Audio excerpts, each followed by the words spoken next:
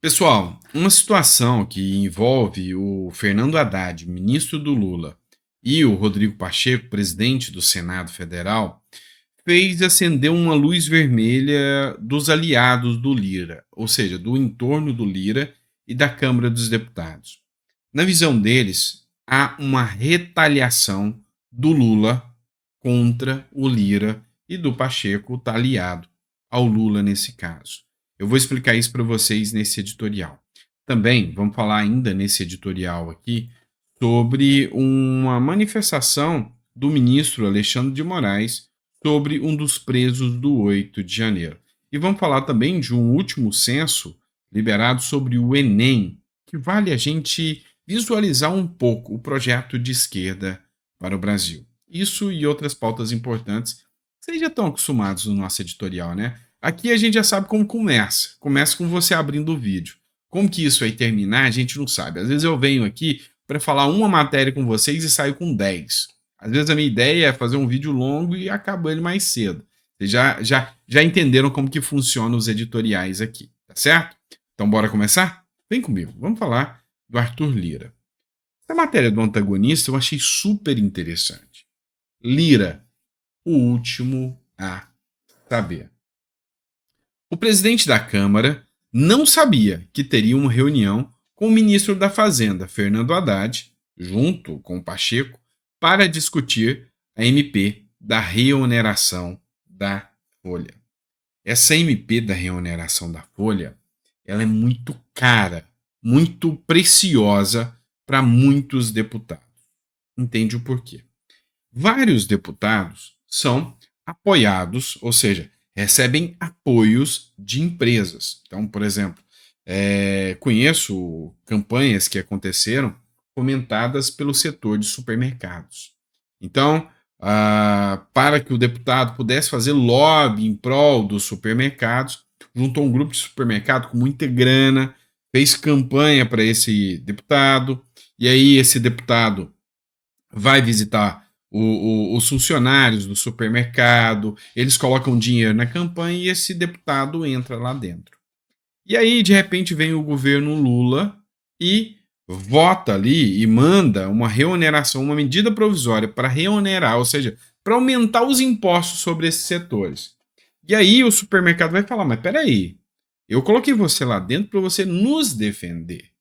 E você está deixando o governo Lula simplesmente abusar da gente, fazer o que quer com a gente, violentar a gente? Isso é possível? Então não queremos mais você. E é por isso que os deputados não querem que essa reoneração da folha passe de forma alguma. Por quê? Porque vai gerar desemprego, é uma questão de atrapalhar ainda mais a atuação de várias empresas, são 17 setores, e o Lira tem interesse total de que essa reoneração não aconteça. E todo mundo quer ser o pai da criança que vai barrar o governo Lula nesse caso. Acontece que teve uma reunião com o Rodrigo Pacheco e com o Fernando Haddad, que tratou especificamente disso. Não falaram nada para o Lira, não contaram para o Lira. Ou seja, o Lira mal sabe o que vai rolar sobre essa medida provisória e quem manda de volta é o presidente do Congresso, que devolve ou não. Então, o Lira não sabe se o Pacheco vai deixar esse MP chegar até ele e vai ser responsabilidade do Lira de derrubar ela, ou se o Pacheco vai devolver e ganhar um mérito para ele de ter barrado essa oneração da folha que o governo Lula quer colocar. O entorno do Lira está entendendo que isso aí é uma retaliação. Olha, o Lira não foi no evento ali, no evento midiático do Lula do 8 de janeiro. O Lira não quis ir e ainda teve uma reunião com o Bolsonaro alguns dias antes. E o Lula encarou isso como uma traição. E tem gente no entorno de Lira aqui que está falando que ele não ter chamado o Lira para conversar sobre a remuneração mostra um distanciamento entre a Câmara dos Deputados, entre o Lira e o Lula ainda maior. E que o Lula vai tocar o terror. Vai tocar o terror porque ele não precisa mais nem da Câmara dos Deputados e nem precisa mais do Lira. Afinal, ele tem o Senado e o STF do seu lado. O que é a sua opinião sobre isso? Coloca aí. Outro ponto que a gente vai discutir aqui é sobre a educação no Brasil, né, pessoal? Olha só, essa matéria é do Band Jornalismo, da Band Jornalismo. 60 candidatos tiraram nota 1000 na redação do Enem. 4 são da rede pública. Quando você vê esses dados e essa estatística, comprova cada vez mais que de todos os alunos que fizeram o Enem, só 60 conseguiram uma nota máxima na prova, foram milhares de alunos. Isso mostra que o plano da esquerda e do PT deu certo. Ou seja, criar estudantes, cidadãos sem senso comum, que não sabem fazer uma interpretação adequada para fazer uma prova, para fazer uma redação. Ou seja, a redação ela depende de compreensão de texto. E as crianças, hoje, com a educação atual, não aprendem essa linguagem lógica do nosso português, não aprendem a interpretar, não aprendem a entender o seu entorno. E assim é muito mais fácil controlar e dominar. E ainda fica mais grave quando você vê que de milhares, só 60, e desses, só 4, ou melhor, só 4 é da rede pública. Isso mostra, sem sombra de dúvidas, que a educação no Brasil já foi. Nós temos as redes privadas de educação que põe-se ali uma confiabilidade, uma confiança grande de que essas redes privadas de educação serão, uma luz no fim do túnel. Mas há uma regulamentação, há uma pesquisa, assim, uma perseguição, há uma monitoração muito grande por parte da esquerda em cima mesmo das entidades privadas. Há uma doutrinação muito grande em escolas privadas. Minha filha faz faculdade privada. E aí é professora entrando na sala de aula lá da Estácio, falando bom dia a todos e querendo levar os alunos na comunidade para fazer movimentos com o MST. É nesse nível, gente. Então, sabe, esses números, o número do PISA, esses números aqui mostrando que de um universo de milhares de alunos, só 60 são bons, muito bons mesmo, mostra que nós falimos o nosso sistema educacional. E isso sempre foi o plano do PT. Tanto é que tem uma fala do Lula, e nessa fala do Lula, ele disse, olha, as pessoas que começam a ganhar mais um pouquinho já não querem votar no PT. As pessoas que aumentam o seu nível de estudo um pouco mais já não querem votar no PT. A fala é do Lula, não é minha, não. Você pode procurar na internet, você vai achar o vídeo do Lula num evento do Partido dos Trabalhadores. Pois é. E aí você acha que eles querem mudar a situação, mudar a vida dos alunos para que eles tenham pensamento consciente? Ah, não, meu, não mesmo. Vamos falar agora do Alexandre de Moraes, ministro do Supremo Tribunal Federal. O ministro Supremo, Alexandre de Moraes, autoriza que, investigado pelo 8 de janeiro, frequente cultos religiosos aos domingos. Pois é, precisamos de uma decisão judicial para que a pessoa possa exercer o seu livre direito de religião. Mas enfim, né? O ministro Alexandre de Moraes, do Supremo Tribunal Federal, autorizou que um homem de Mirassol, em São Paulo, envolvido nos atos do 8 de janeiro de 2023, se desloque com a tornozeleira eletrônica para frequentar cultos religiosos realizados no domingo, entre 18 e 20 e 30. Na decisão, Moraes afirmou que é razoável e adequada a autorização. Além do pagamento de multas, os réus do 8 de janeiro se comprometeram a prestar 300 horas de serviço à comunidade, participar de um curso sobre democracia e não manter contas em redes sociais abertas. Como condição para a assinatura do acordo, todos tiveram que confessar a prática dos crimes pelos quais foram denunciados. É o seguinte, funciona assim. Você está lá. Você pode não ter participado, não entrado, não ter quebrado nada, mas você estava lá. Você tem duas opções. Ou você confessa que foi você que quebrou e vai cumprir uma série de requisitos da lei, ou eu não vou ouvir nada da sua defesa e vou te condenar a 17 anos de prisão. É isso. Não tem mais nem menos. É isso. Entre pegar 17 anos de prisão ou pôr uma tornozeleira e não poder ter rede social, enfim, trabalhar 300 horas, é uma opção menos gravosa. Mas o Estado Democrático de Direito, dentro aqui do devido processo legal, foi violado. Isso é indiscutível. Bora trazer mais uma matéria.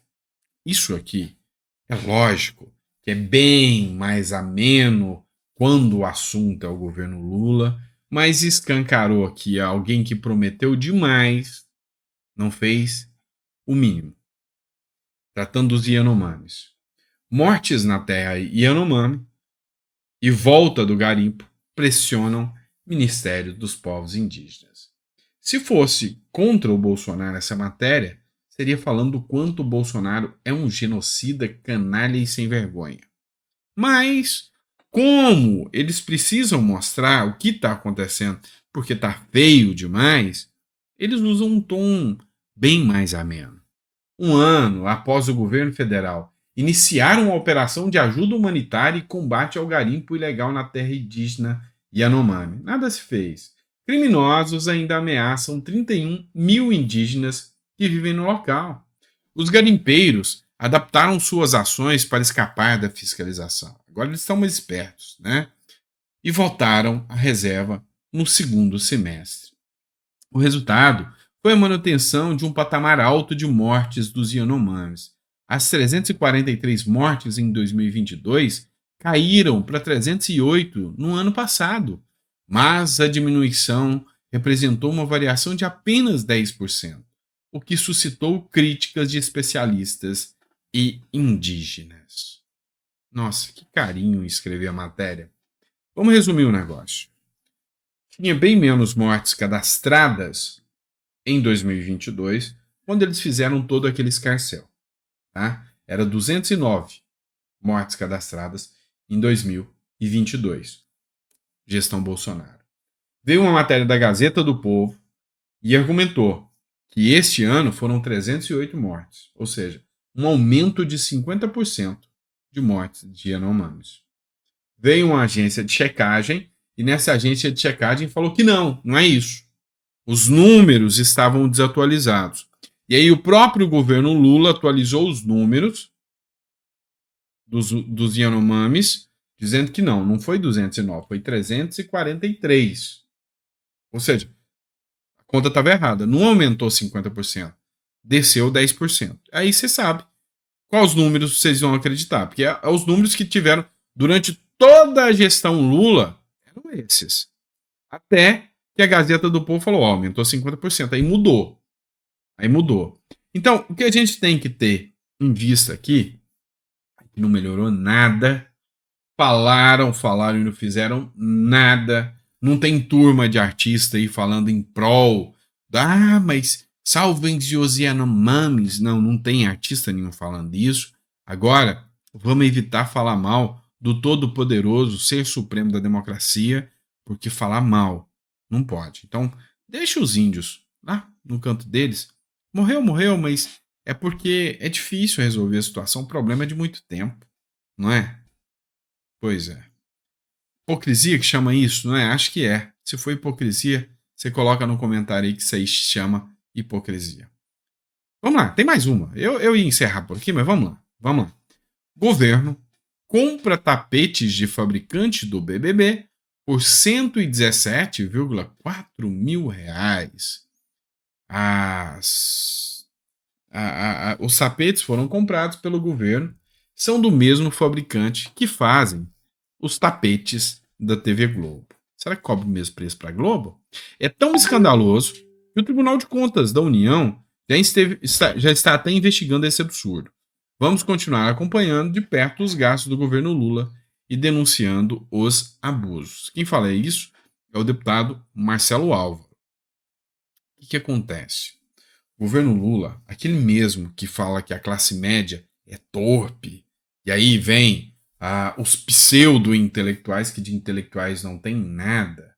É aquela turma que faz um evento onde um cheira o bumbum do outro e fala que aquilo é arte, vem dizendo que, Olha, a classe média é torpe, é tosca, tem duas televisão na casa. A classe média precisa acabar no Brasil. Vê o presidente colocando um tapete de 117 mil. Tapete grande, né? 7x4, 7x6, uma coisa assim. Mas a matéria diz que não é pela qualidade do tapete, não. É pelo nome do fabricante. É o cara que faz para o BBB. É alguém renomado. Então, não é o preço de um tapete que você compraria na 25 de março. Tá? É ali umas 15 vezes a mais, porque o fabricante, este, é do BBB, é da Globo. Pois é. E aí? Tá bonito isso, não tá? Tá bom de ver, não tá? Tá gostoso de ver, não tá? Não, não tá. É um escárnio, é com nosso dinheiro. E aí o Brasil voltou a um nível, um patamar que assusta. Assusta muito. E aí, até falar sobre isso, hoje, assusta. Abraço.